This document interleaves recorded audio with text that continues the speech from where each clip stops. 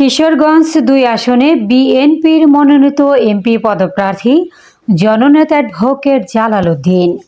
তথ্য ভিডিওচিত্রে আবুল কালাম আজাদ।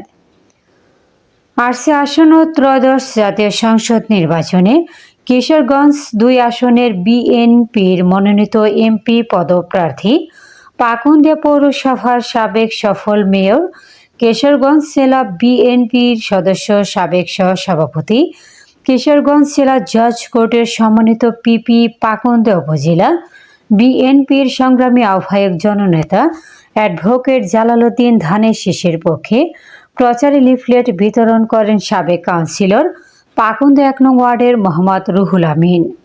এলাকাবাসী নিয়ে সুখিয়া শিরামদি আলো সেন্টার, পুরাতন বাজার সহ এলাকার বিভিন্ন জায়গায় লিফলেট বিতরণ করেন।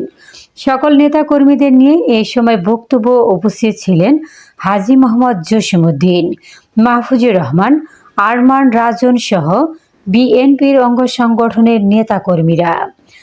আরসি আগামী ত্রয়োদশ জাতীয় সংসদ নির্বাচন উপলক্ষে ধানের শীষের পক্ষে সকল নেতাকর্মীরা সকল জনগণের কাছে দোয়া ও ভোট চান।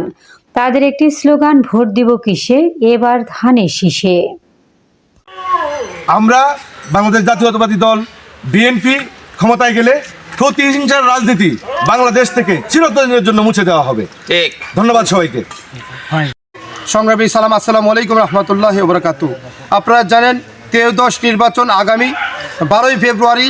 এই উপলক্ষে আমরা পাকুন্দিয়া কুটিদি সহ গণসংযোগ করতেছি। আজকে বিশেষ করে পাকুন্দিয়া পৌরসভা ১ নং ওয়ার্ড সাবেক কমিশনার রুহুল কমিশনার বাড়িতে আমরা গণসংযোগ করতেছি। এখানে অনেক লোকজনের উপস্থিতি, বিশেষ করে মা বোন সহ বৃদ্ধ সকলেই ভালো একটা সাড়া পেয়েছি।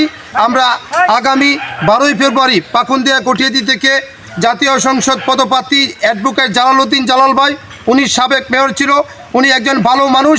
আমরা প্রত্যেকেই ওনাকে আগামী 12 তারিখে একটি ভোট দিয়ে জাতীয় সংসদে পাঠাবো, সেই আশা প্রত্যাশা রেখে এবং জনাব তারেক রহমানে অনেক সারা পাচ্ছি। মানুষ অনেক স্বতঃস্ফূর্তভাবে ভোট দেবে। যদি ভোট দেওয়ার সেই সুযোগটা পায়, কেন্দ্র যাইতে পারে, আলহামদুলিল্লাহ অনেক অনেক ভোটের ব্যবধানে জালাল ভাই বিজয়ী হবে। স্থানীয় নেতা উনি ছিলেন আমাদের পাকুন্দিয়া পৌরসভার মেয়র।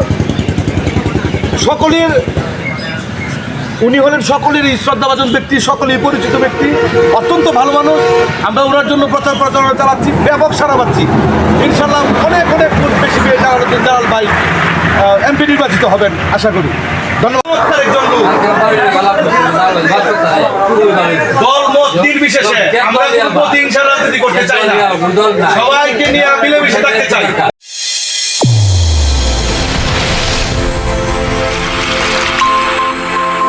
চ্যানেল A1 হৃদয়ের স্পন্দন।